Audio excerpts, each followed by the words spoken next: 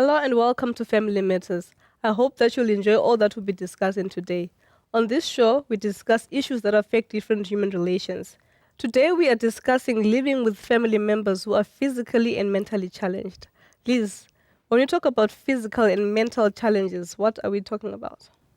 Sunny, I want to let you know that within families, we have children who do not have part of their limbs. We have adults who may have grown seeing and accidentally they are now blind. And those are some of the physical challenges. People who have limbs that are not functioning like any other people who have both of their limbs functioning. And when we talk of mental health challenges, we are talking of people, for example, who go through stress and they have no one to talk to. And some people also have depression. For example, someone may be going through a bereavement and they have no one to come and help them go through the whole mileage of coping with the bereavement or the loss that they may have gone through. And these are some of the mental health problems that we see. And I am sure we have such type of people within our homes who need us to live with them in a manner that keeps them with their dignity, and we too experiencing relief rather than stress all the time. You know, quite frankly, this is a topic that people rarely talk about. We talk about diseases, we talk about HIV, cancer, and so forth, but it's rare that we have a platform where we discuss this kind of challenges. What has inspired you to want to address this issue, Liz? Like you rightfully say, it's one of the issues people don't talk about, and yet it's a reality. Sometimes you'll find people don't want to talk about it. It's as if it's a stigma, or it's as if it's embarrassing to have one of the family members who does not have all the body limbs or who is mentally health challenged. So what inspired me is when we are talking about family, we need to be realistic and incorporate all those facets, because these are the things that makes a family. You may not have such a person within your family, but your neighbor may be having such a person, and you can be able to associate with them and help them live a healthy, fulfilling life. Mike, to put you on the spot, I don't know how it's done in other continents, but here in Africa, the churches that I've been to for many years now, it's rare that I hear this topic being discussed or even measures being taken to make sure that this is addressed. Your thoughts on this? Let me say maybe one of the big challenges that we have as churches is that we are mostly focusing sometimes on the married and who are doing well. And we don't focus maybe on those that are going through divorce and those that are going through single parenting and whatever. We're always trying to look for the ideal. No wonder even in our programming, we program for the able-bodied and those who are sound in mind who are not going through challenges. It's a challenge that we have actually seen. And I think one of the reasons why we're here is that we need a paradigm shift in terms of worship and also in the family. People who are going through challenges are our family members. They are important. They too need to feel good despite of the fact that they are going through challenges. So I think we need a paradigm shift. People who have challenges are family members. They deserve our love, and they also need to be incorporated in things that make people happy. I think actually while going through this and thinking about it, it's quite touching actually, because I think it's the first time that I personally have to think and say, you know what, they are there, they are present, because usually we don't see them, right? So Liz, what I want to discuss is with families that actually live with people who have physical or mental challenges, how are they affected or how do they go through this in cases that you have perhaps seen in your work? First of all, it's about the one who is challenged. Right. They go through pain, through bitterness, through anger, especially if they have grown with all their body limbs and all of a sudden they're involved in an accident. Remember, they were able to do things by themselves, but now they are limited. They can't run the way they used to run. They can't do activities, use their hands to use the way they used to. Or sometimes they even have turned blind. They can no longer see. And when they go through that change of life all of a sudden, it is frustrating and it is very difficult for them. So as it becomes frustrating for them, they tend to also displace their anger to those whom they live with. Right. And those now who are supposed to be caregivers or supporters, unfortunately, they may also have no one to help them adjust Right. to the new ways of life this member is bringing into the family. And at the end of the day, we have the supporter being frustrated, we have the one challenged being supported, and it becomes a vicious circle that needs someone to come in and say, guys, let's work towards having a better way of living. Right. Mike, I think one big challenge for being challenged, whether it is mentally or physically, is the stigma that comes from family members. Okay. Before we even go out there, they will project an attitude that they do not want to be associated with you. When visitors come in the house, they would rather hide me somewhere, right, so that at least people come and see this wonderful family. But they don't know somebody's locked up in the bedroom somewhere. Because when you come, the people will see we have this blind person, with somebody who is sight challenged. We have this person with epilepsy. And so I think the best is you stay there, we'll feed you from there. Yeah. I think this kind of stigma and discrimination does affect people who are challenged. Right. Liz, in the work that you've done, so any more thoughts on stigma and discrimination on people who are mentally and physically challenged that you've perhaps seen or worked with? You know, I will give you one example that I've seen more often, especially even in churches. For example, during baptisms, right, people who may have phobias of maybe water, yes, or who are hysteric, who have issues that are not yet resolved, when they are getting into the water and the pastor wants to baptize them, and this person is dipped in the water and they scream and shout, people run around and say, a demon is coming right, out. yes, A demon, this person is demon possessed. And I'm there, I'm listening. It is such a terrible thing that sometimes this person is just water phobia and people associate with demons and they pull the person, they push this person so much. Let's pray. yeah, And at the end of the day, after the baptism, this person is stigmatized right, to have a demon. So I am saying all these things, it's all because of lack of proper education for people to know that it's not always demons that come out when you are getting baptized. This can be a mental challenge or phobia that we fully need to know about and to intervene at the right time to help this person come out of this water phobia that they may be going through. You know, when you talk about knowledge, actually, I'm looking at myself and thinking about myself because I grew up in a pastor's home and I got the chance to travel around with my father and witness many baptisms in different parts of the country in Zimbabwe. And in most settings, mostly in rural settings, would have baptisms. And as usual, yes, mostly it was females. Mm-hmm. Just before baptism, they would scream. Yeah. Not necessarily speak in tongues or say anything that uncorrect. No, just screaming. Mm-hmm. And we, at that age, I was told it's a demon. Yeah. Because immediately the pastors would then take them to the back to go and pray for them. Pastor Ngwaru, on this issue and knowledge, having lack of knowledge, how do you deal with this issue? I have to think through in terms of basically how to deal with it. Yeah. I think we may need to re-socialize Yes.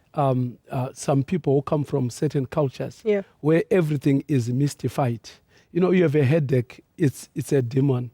You have a heartburn, it's a demon. I think we over-demonize people's situations and stuff like that. So I think as pastors and also as a church, there is a lot that we need to do to educate people, to understand, to appreciate psychology and psychological situations, and also understand spiritual matters, so that at least we do not confuse the two. Because sometimes these things mimic.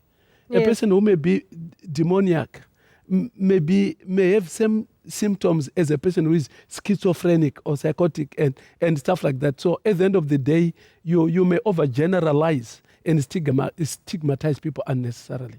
You know, the other thing that I want us to, maybe you can help me with, Liz, is to talk about the fact you mentioned that some people are born perhaps without limbs or born blind already. Yeah. Then we've got others who lose their limbs at a later stage or become blind at a later stage. Mm-hmm. And probably they would go through different challenges. But for a person who, when you're born, everything was okay. And then at a later stage, maybe when you're older, you lost your sight or you lost your limbs. What processes do they go through, and how can they regain maybe self-confidence that they may have lost after this happens? It's true, Sunny, that there is a difference. But even though there is a difference, the scenario ends up to be almost the same. Yeah. There is need to help these people be able to walk around, to know their directions, to be able to be taught using the right material. I want to emphasize that because sometimes we may end up putting this child who is born blind to a conventional school where there are no proper reading materials for a blind person. And at the end of the day, you think this child is dull, like people always say, yet it's because we have no idea of what must be the reading material. The braille that this child is supposed to use is not there at a conventional school. So we will need to be able to refer our children to the special needs school where they are attended to appropriately. And if it's an old person who already had their limbs and all of a sudden an accident happens, there is need to refer that person to go through counseling to accept the changes that are taking place and to be also taught as to which type of equipment they are to use to be assisted so that their body is stabilized and they won't continue having so many accidents within the new life that they have to accept and live within. Right. Can you thoughts on self-acceptance on this issue? Yes, I think the other thing that we can do is let's expose people who are challenged and families that live with people who are challenged to some biographies of people who have excelled in this world. Some of them were sight challenged. Some of them were paralyzed and what have you. But they were able to get into music and excel, get into art and excel. Some of them were authors. Some of them were even presidents of mighty countries, but they were physically challenged. And some of them were mentally challenged. Being challenged does not mean it is a weakness. What we want to challenge is a feeling of being hopeless and helpless. No.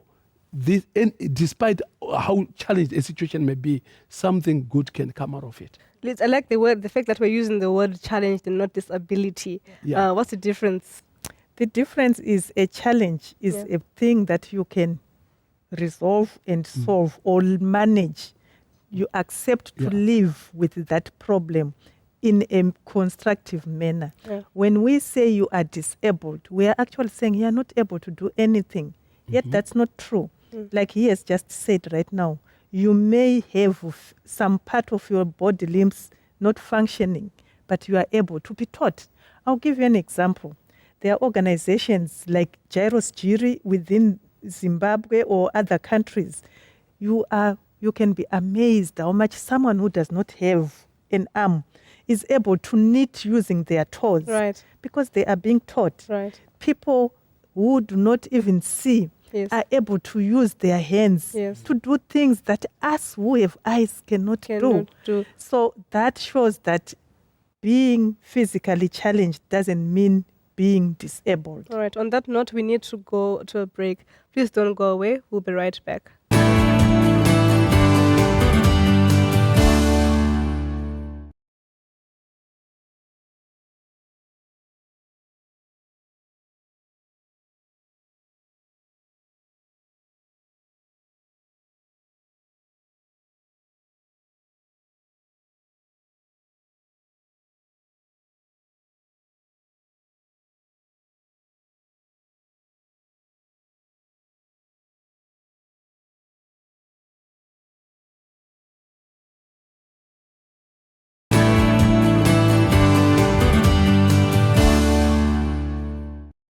Welcome back. If you've just joined us, we're talking about living with family members who are physically and mentally challenged. Liz, before the break, we spoke about discrimination that people tend to go through when they've got physical and mental challenges. Now, I want us to look at something that's become very common, but that's still not discussed, especially in Africa. I know maybe overseas it's a different case altogether, but the issue of mental health. Can you just shed a bit more light on that? What you are saying, Sunny, we realize that especially in developing countries, some of the mental health problems are not truly looked into properly.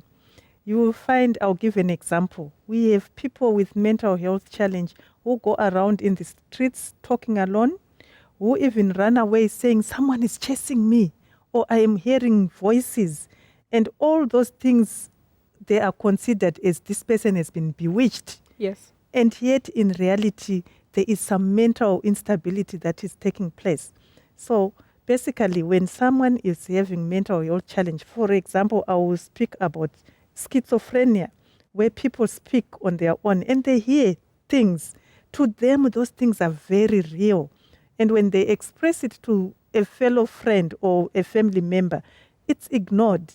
And yet when that person is taken to the hospital, to the clinic, to the psychological department and being properly assessed, they can be helped to manage the challenges by even putting them under medication that can make them operate in a very normal way. Yeah. Unfortunately, we tend to think that once a person is said they are mentally challenged, we are saying they are insane. And it has been stigmatized. The people don't want to go to the psychiatric department or to the psychological department because they are ashamed that once you are there, you are considered to be an insane person. Yet that's not true. All right, Mike, any thoughts? I'm sure that, walking around the streets, it's true what she says, that we see people who, some of them, we've seen them for years, walking down the same street, talking to themselves, and we just dismiss it like, okay, fine, we accept this person is insane, as we put it, or maybe it's demons, or they've been bewitched, which is a very common thing. Have you heard any of those kinds of stories, people saying such things in your line of work? I think in a traditional African setting, if there's any pastor who could be hearing now, this is quite a popular myth that we interact. I may not say on a daily basis, but quite often, where people stigmatize and attach a lot of misconception and even a labeling of the people that could be schizophrenia or people that could be going through some kind of mental challenge. Right. So this is quite often. Somehow I don't know where Africa got this, that when you are mentally challenged, it means there is a demon that is seated on your mind, which is doing this. And you find people are dragged to traditional healers and what have you, so that at least they may find a way to exorcise the demon out of your brain. And yet people could just go to a mental health clinic and get proper diagnosis and get the right treatment. You're not talking about mental health. Growing up, we were told if you have a problem, go to your grandmother, go to your aunts, or be strong. Yeah. That kind of issue. So we didn't necessarily go to a doctor or go visit a psychologist because it wasn't done. So, now when you see it, how can people be helped to say, it's okay to walk into a psychologist's office and say, I need help. It's okay to go to a mental health institution and say, I think I'm suffering from depression. Please help me. How can we move away from the stigma attached to that? Sunny, I think, like you are saying, it takes you to be a willing person to stand up and say, I am not feeling well, I need to go and get help. Right. I want to emphasize that it's not about what people say. Even in the Bible, if I can sidetrack from psychology, in the Bible, if you read from Ecclesiastes chapter 7, verse 21 to 22, it says, do not pay attention to what people say, in case you may hear your servant cursing you, and even yourself remember that many times you have cursed other people. I want to emphasize that don't pay attention to negative contributions, especially when you're feeling like you're not feeling well and you need someone to talk to. You need to stand up and seek that help for yourself. I know we have traditional ways, and I want to emphasize it is good to go to your aunt, to your uncle, to talk about it traditionally and culturally, because they'll be able to help you. Nonetheless, at times it also makes the situation worse, because when you then share your problems out there, you find everyone now comes to know about it, because aunts and uncles and grandpas, sometimes they do not have that confidentiality aspect within them. Yeah. That's why I am saying, when people now have this awareness, as they are hearing me speak, it is important to search and look for help that is professional, right, where there are no biases, where you can be assisted from a standard that can take you to a better level without anyone judging you or condemning you. Professionals within this line are able to sit down with you and help you understand the issue that you are going through and give you options of how to look at such issues in a more constructive way. Now, there's something that Mike. Before you come in, Sunny, I'd like to thank God for this program and an opportunity to be able to share. I think we over-spiritualize mental health challenges, and to some extent we believe prayer is an answer for everything. And you've got this person who is going through depression, they are going through schizophrenia, and let's pray about him. I'm not saying prayer is wrong. We need to pray for everything. Of course. But after prayer, take the person to the clinic. Take the person to the right place. Don't. I think this is where sometimes religion, if it is not properly managed, may worsen people's lives. So my encouragement, based on what Liz is saying, is let's not over spiritualize things. Let's pray about it, and then let's take to where we can get proper intervention sometimes, because not every mental health challenge is a spiritual issue. I think this is where it's important to have the spirit of discernment to be able to see different cases differently and treat them differently as well. But something I wanted to discuss and talk about is the issue of suicide, which is becoming very common now. It's a mental health thing, because usually people who commit suicide, maybe some will show and talk about it, but some people will be like, I can't believe that Liz did that to herself. She looks so happy. Everything looks so normal. Why would she do that to herself? How can we help people who live in this hopeless kind of world or situation? Sunny, suicide, it's an issue that we cannot fully address, because one, the worst thing is, even if the person takes their life, you may never come to know what really triggered them to do so. Having said that, in many cases, we take things for granted. People would commit suicide. In many times, they talk about it. They alert someone in a jocular manner. They will tell you that, I think if this thing happens, like what I'm feeling now, life is not worthy a living. But because they are talking to people who are not well trained to read those statements, we tend to sit with information that is very vital and not work upon that information. So when you have someone who tells you that, I think life is not worthy a living, I have tried everything and nothing is working, I think at that moment you need to befriend your friend to life by taking your friend and say, can't we go to the mental health clinic and seek for help? Because you're right what you're saying, because people tend to say, they just want attention, and then we just ignore it. Pastor, from a pastoral perspective, or from a view, for a person who at this moment feels, you know what, I'm hopeless, I want out, what would you say to a person like that? To a person who has been pushed to the edge and they don't know what else to do, it's never too late to go to Jesus. It's never, in your most desperate moment, helpless moment, a breakthrough can happen. And let's take our burdens to Jesus Christ. And I also want to say that let's not push people to the edge. People want a solution on something, we keep ignoring them. People want to be loved, we keep pushing them aside until people now don't know what else to do. I'm not trying to advocate that when you don't know what to do, commit suicide. I'm speaking to these ones who have not committed suicide. Let us play our social role properly, our family role properly. Let us intervene while we still have time. Let's give an ear to somebody who needs attention. Liz, coming back to mentally and physically challenged family members, sometimes you want to help them, but then maybe they can become angry or hard to deal with in your trying to help. What can you say to a person who is living with this challenge to say, look, your family is trying the best they can, work with them? I think the first and foremost thing is, as a family member who is a person who is challenged, you need to put time in understanding the challenge your family member is going through. You need to read more about how you can assist this person.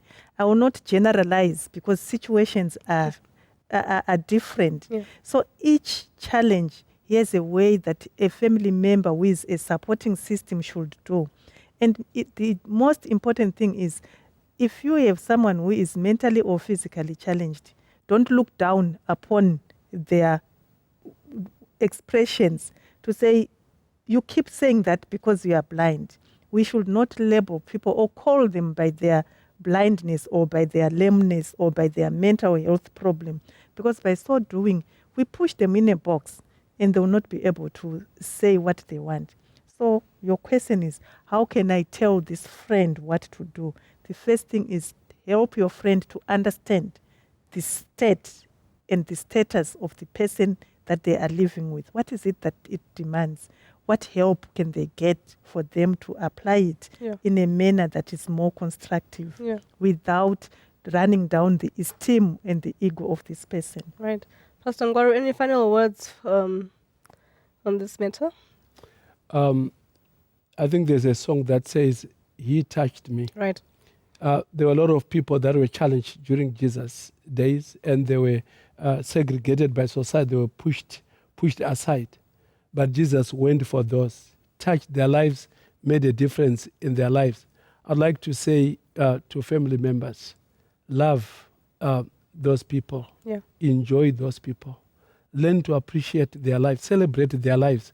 Let them know I have lost an eye, but I have not lost my loved ones. They are still with me. Right. And they also need to be involved in decision making. Yes. Don't do things for them.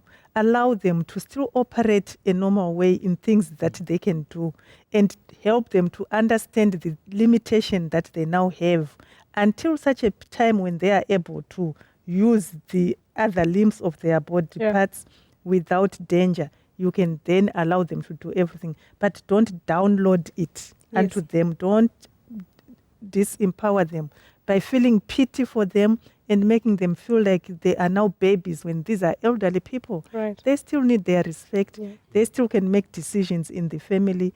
They still can participate in issues pertaining to who they are. Allow them to make those decisions of who they are and who they want to be. Yeah. Thank you so much, Liz and Mike, for opening up this discussion. And viewers at home, I'm sure that you've learned something. We need to learn that people who are handicapped physically and mentally, they are part of us. We need to love them, learn how to treat them properly. Until next time, God bless.